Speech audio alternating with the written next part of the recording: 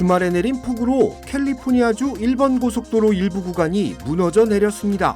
이번 비로 도로 곳곳에 파톨도 늘어나면서 차량이 손상되는 일도 증가하고 있습니다. 제22대 국회의원 재외선거 투표가 오늘 마감됐습니다. 역대 총선 중 가장 높은 투표율을 기록했습니다. 오늘부터 캘리포니아주 패스트푸드 종사자들의 시간당 최저임금이 $20로 인상됐습니다. 높아진 임금에 따라 폐업이 늘고 소비자들의 부담도 가중될 거라는 전망입니다. AT&T 가입자 수천만 명의 개인정보가 유출됐습니다. 신분 도용에 대한 우려가 높아지고 있어 주의가 필요합니다.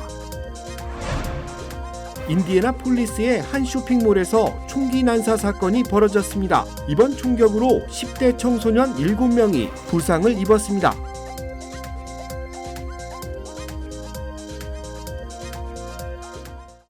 시청자 여러분 안녕하십니까? KBS 아메리카 뉴스입니다. 주말에 내린 폭우로 캘리포니아주 1번 프리웨이 일부 구간이 무너져 내려 도로가 폐쇄됐습니다. 1번 프리웨이 한쪽 방면 도로가 바다로 무너져 내렸습니다. 하늘에서 촬영된 영상을 보면 탁 트인 해안가를 보며 달릴 수 있는 1번 도로가 이렇게 바다 절벽과 가까이 있나 할 정도로 위험해 보입니다. 도로 붕괴는 토요일 몬트레이에서 남쪽으로 약 17마일 떨어진 로키크릭 다리 근처에서 발생했으며 지금은 점점 더 도로 붕괴가 커지고 있습니다. 어제 부활절 휴일을 맞아 해안가를 찾았던 방문객 1,600여 명은 외부로 나갈 유일한 통로인 1번 프리웨이가 폐쇄되면서 한때 빅사에 고립되기도 했습니다.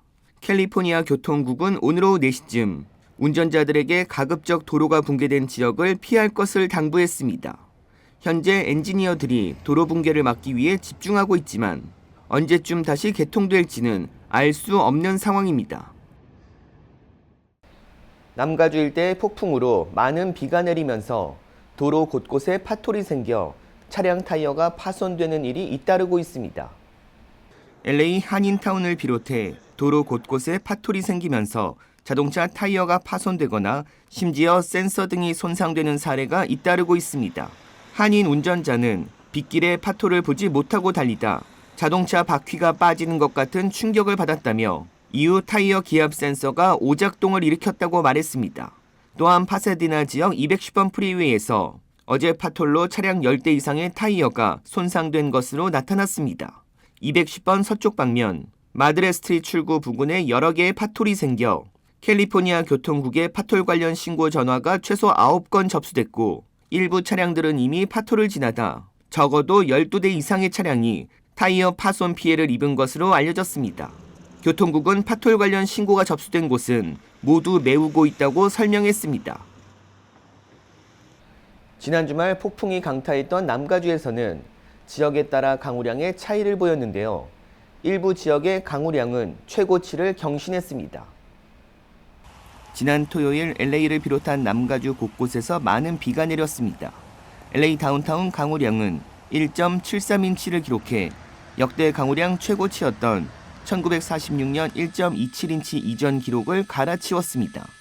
LA 국제공항은 1.87인치 강우량을 기록해 1946년 0.86인치인 종전 기록을 가뿐히 뛰어넘었습니다. 롱비치는 1.86인치 강우량을 보여 1978년 0.24인치 기록을 가볍게 뛰어넘었습니다. 한편 어제 오렌지 카운티 일부 지역에서는 3월 31일 기준 역대 최고 기온보다 낮은 기온을 경신했습니다.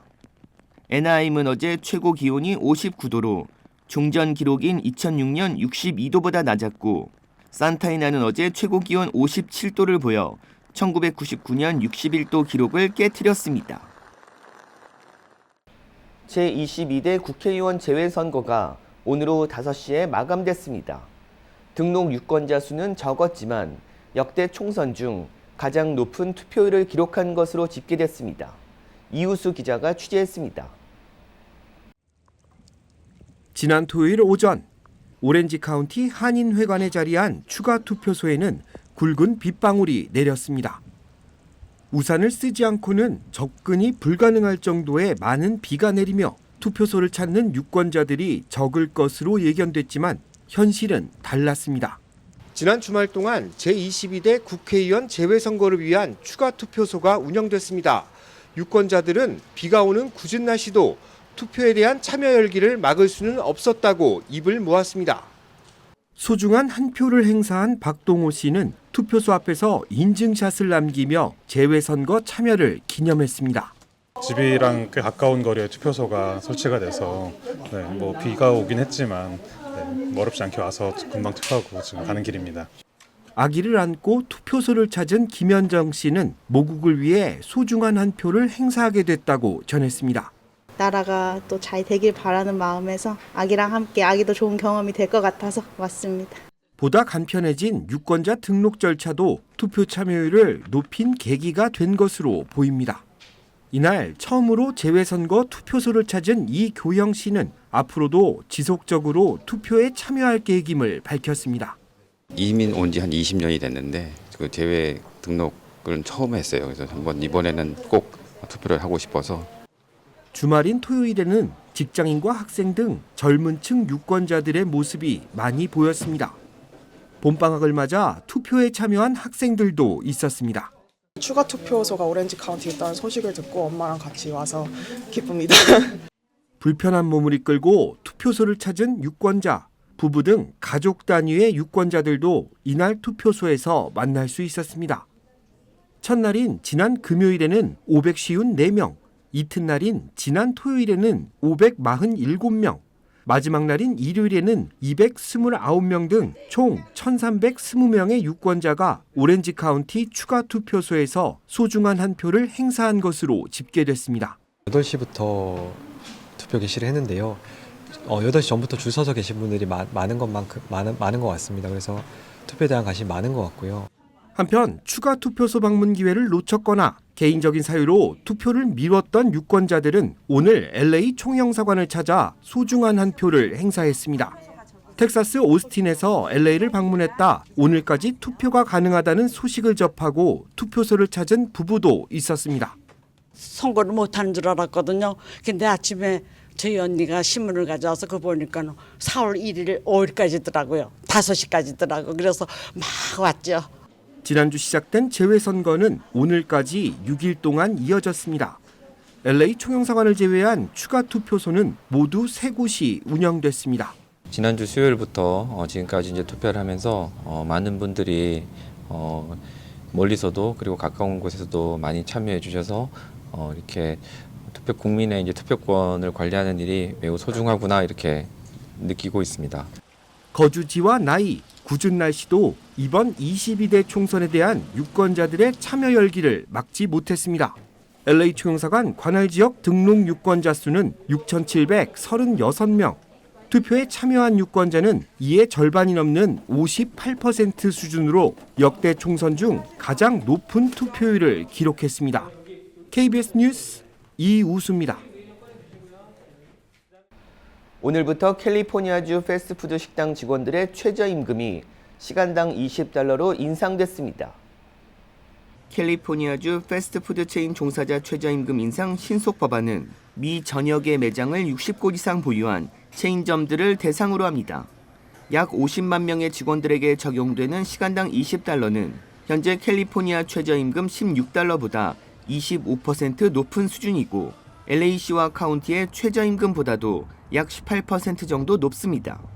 이번 최저임금 인상은 전국적인 체인 업체들뿐 아니라 파리바게트, 뚜레쥬르 등 한국에서 미국에 진출한 업체들도 적용됩니다. 법 규정상 해당 업체가 총 수익의 50% 이상을 즉시 소비를 위한 음식 또는 음료 판매로 벌어들이고 있다면 직원들에게 시간당 $20를 지급해야 합니다. 이번 조치로 노동계는 생활 여건이 개선될 수 있을 것으로 보고 반기는 반면 업계는 인건비 급등으로 폐업하는 사업체들이 늘어날 것으로 보고 있습니다. 소비자들은 높은 인플레이션으로 이미 음식값이 치솟았는데 그나마 상대적으로 저렴했던 패스트푸드 가격까지 오를 가능성이 높아지자 부담이 증가될 것으로 우려하고 있습니다. 패스트푸드 체인 치폴레는 인건비 인상에 대응하기 위해 캘리포니아 지역 매장의 메뉴 가격을 최대 9% 인상할 예정입니다. 또한 실제로 피자헛은 지난해 12월 배달원 1,200명 이상을 감원한다고 밝혔으며 일부 매장은 아예 배달을 중단시키기도 했습니다. AT&T 가입자 수천만 명의 개인정보가 유출되는 사태가 발생했습니다. KBTV 김현민 기자가 보도합니다. 대형 통신업체 AT&T가 보유한 7,300만여 명의 고객 데이터가 다크웹에 유출된 것으로 밝혀졌습니다. 다크웹은 일반 검색 엔진으로 검색이 불가능하고 특수한 경로로 접근이 가능한 사이트입니다. 유출된 정보는 2019년 이전부터 회사가 보유하고 있던 고객의 개인정보입니다.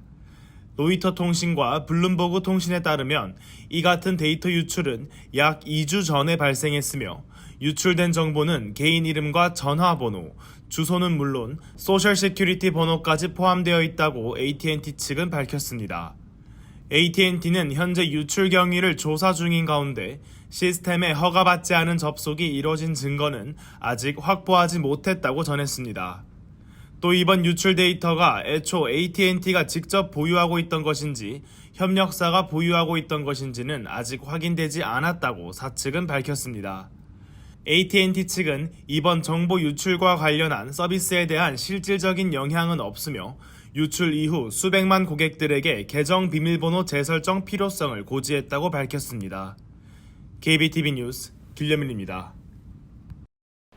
인디애나폴리스의 한 쇼핑몰에서 총기 난사 사건이 발생해 10대 청소년 7명이 부상당했습니다. 지난 30일 밤 11시 30분쯤 인디애나폴리스 서클센터몰 바깥쪽에서 총기 난사 사건이 발생했습니다. 순찰 중이던 경찰관들은 여러 발의 총성을 듣고 현장으로 출동해 이미 총상을 입은 6명을 발견해 병원으로 이송했습니다. 경찰은 부상당한 피해자들 모두 12살에서 17살 사이 청소년들로 스스로 병원을 찾아간 7번째 피해자 역시 미성년자라고 설명했습니다. 피해자 중 1명은 중상으로 치료 중이고 6명은 안정을 찾고 있다고 덧붙였습니다. 경찰은 총격 원인과 몇 명이 총격에 가담했는지 조사 중입니다. 조지아주 애틀란타에 위치한 연방수사국 건물 입구에 차량이 돌진하는 사건이 발생했습니다. 오늘 오후 1시쯤 애틀란타 챔블리에 위치한 FBI 건물 입구에 SUV 차량 한 대가 승인 없이 진입하려고 돌진하다가 바리케이트를 들이받고 멈춰섰습니다. 이 차량은 출입 허가를 받은 차량이 뒤를 쫓아 무단으로 침입하려고 했던 것으로 전해졌습니다. 이로 인해 차량의 앞부분이 크게 파손됐고 차량을 운전하던 남성은 현장에서 경찰에 체포됐으며 구금 상태로 병원에 이송됐습니다. 차량 운전자의 신원은 밝혀지지 않았습니다. 당국은 운전자의 신원과 범행 동기 등에 대해 수사할 예정입니다. 미 무역대표부가 한국의 망 사용료 법안을 두고 반경쟁적이라며 문제를 제기했습니다. 이정민 기자가 보도합니다. 미국 무역대표부가 정보통신망 이용요금, 이른바 망사용료를 콘텐츠 사업자에게 부과하는 법안이 경쟁 원칙에 어긋난다며 재차 문제를 제기했습니다. 미국 무역대표부가 발표한 올해 국가별 무역장벽 보고서는 2021년부터 외국 콘텐츠 제공업자들이 한국의 인터넷 서비스 공급자에게 망사용료를 내게 하는 법안이 다수 발의됐다며 문제 삼았습니다. 한국의 일부 인터넷 서비스 공급업체들은 콘텐츠 제작도 하고 있어서 유튜브나 넷플릭스 같은 미국 콘텐츠 업체가 내는 수수료가 한국의 경쟁자를 키워주는 셈이 된다고 썼습니다. 망 사용료는 콘텐츠 사업자가 인터넷 서비스 업체의 망을 이용해 콘텐츠를 제공하며 내는 대가입니다. 그런데 미국의 일부 콘텐츠 기업들은 KT, SK 브로드밴드, LG U+ 등 한국 인터넷 서비스 업체들이 부과하는 망 사용료가 과하게 높다고 주장해왔습니다. 글로벌 인터넷 방송 플랫폼 트위치도 망 사용료를 이유로 지난 2월 한국 시장에서 철수했습니다. And we were still at over 10 times the cost of other countries, and it was still at a point where it could not break even. 반면 한국 인터넷 서비스 업체들은 미국 콘텐츠 기업의 주장이 과장됐다는 입장입니다. 미국 무역대표부는 블루베리, 체리, 사과, 자몽 등 미국산 과일의 수출도 한국의 검역 규정에 막혀 있다면서 신속한 처리를 요구했습니다. 한편 미국 무역대표부는 보고서에서 무역장벽의 문제점을 지적하면서도 지난해와 달리 각국의 무역 제한 조치는 주권적 권리라고 언급했습니다. 미국 스스로가 보호무역을 강화하고 있는 기조가 반영된 거 아니냐는 평가가 나오는데 미국 산업계는 해외에 잘못된 신호를 줄 수 있다며 반발했습니다. 워싱턴에서 KBS 뉴스 이정민입니다. 최근 중국인들의 불법 입국 시도가 급증한 가운데 멕시코 해안가에서 중국 출신 이민자 8명이 숨진 채 발견됐습니다. 오하카사 검찰은 플라야 비센테 마을 해변에서 시신을 발견해 수사한 결과 사망자들 국적을 중국으로 확인했다고 어제 밝히며 사망자들은 보트 전복 사고로 목숨을 잃은 것으로 보인다고 밝혔습니다. 검찰은 숨진 8명은 중국 국적 여성 7명과 남성 1명으로 생존자 1명의 진술을 토대로 이들은 29일 남부 파타출라에서 만나 멕시코 남성의 안내로 보트에 탄 것으로 추정된다고 설명했습니다. 오하카사 검찰은 최근 급증세를 보이는 중국인 불법 이민자들의 멕시코 경로 중 하나이기도 하다고 덧붙였습니다. 미 세관국경 보호국은 지난해 미 남부 국경을 불법으로 넘으려다 붙잡힌 중국인이 3만 7천여 명이라고 집계했습니다. 이는 10년간 기록된 1만 5천여 명을 합한 것보다 많은 수치로 중국인들은 자국 내 경제 침체와 정치적 탄압을 피해 미국행을 택하고 있다고 전문가들은 분석했습니다. 시리아 주재 이란 영사관이 이스라엘의 폭격을 받았다고 시리아 매체가 전했습니다. 이란은 대응을 예고했습니다. 우수경 기자입니다. 건물 한 채가 형체도 알아볼 수 없을 정도로 무너졌습니다. 잔해에서는 연기가 나고 일부 차량도 파손됐습니다.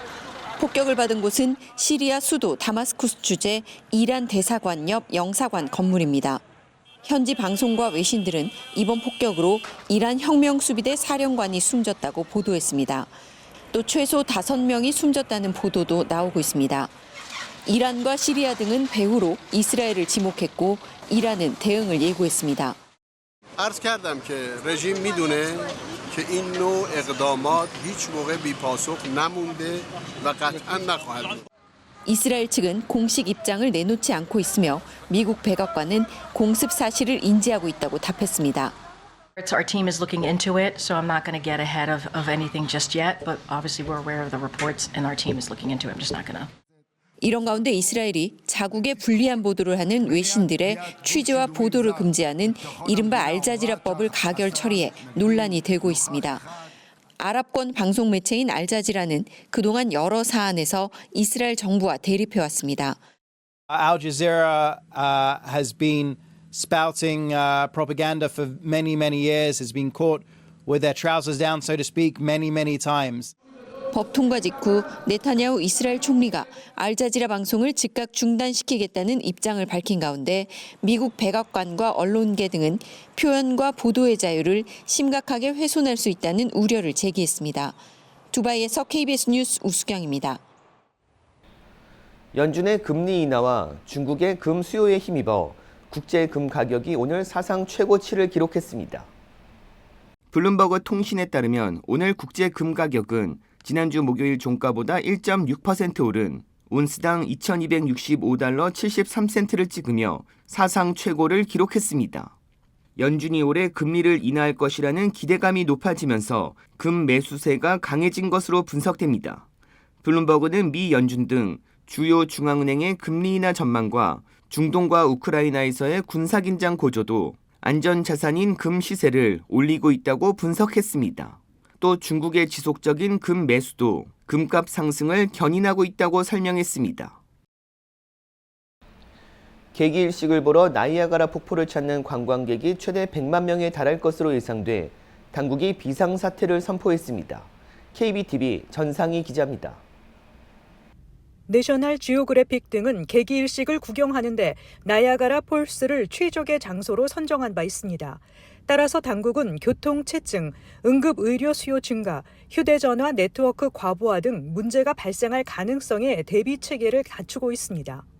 미국에서도 텍사스주 댈라스, 아칸소주 리틀락, 인디애나주 인디애나폴리스, 오하이오주 클리블랜드 등 여러 대도시가 개기일식으로 어둠에 잠길 예정입니다. 일부 학교는 교통마비 등을 우려해 휴교하거나 등교 시간을 앞당기며 개기일식 관측을 위한 별도 수업을 편성할 계획으로 전해졌습니다. 공항도 개기 일식과 봄방학 시즌이 맞물리면서 크게 혼잡할 것으로 예상됩니다. 연방항공청은 개기 일식 나흘 전인 4월 4일 운항하는 항공편이 5만 편 이상으로 정점을 찍을 것으로 내다봤습니다. 일부 공항의 항공기 출도착이 지연될 수 있어 항공기 승객은 주의해야 할 것으로 보입니다. 델타항공은 4월 8일 오후 12시 15분 오스틴 출발 디트로이트행 1218편에서 일식 과정을 볼 수 있다고 지난달 밝힌 바 있습니다. 해당 항공편은 창문이 큰 에어버스 기종이 투입될 예정이라고 전했습니다. 업계 전문가들은 4월 8일 일식은 2044년까지 북미 지역에서 볼 수 있는 마지막 개기 일식이라며 보호 안경을 착용하고 비행기에 탑승할 것을 권고했습니다. 멕시코의 경우 태평양 시간 기준 오전 11시 7분 시작하는 일식은 미국과 캐나다 대륙을 횡단해 동부 시간 오후 5시 19분 대서양을 거쳐 사라지게 됩니다. KBTV 뉴스 전상입니다.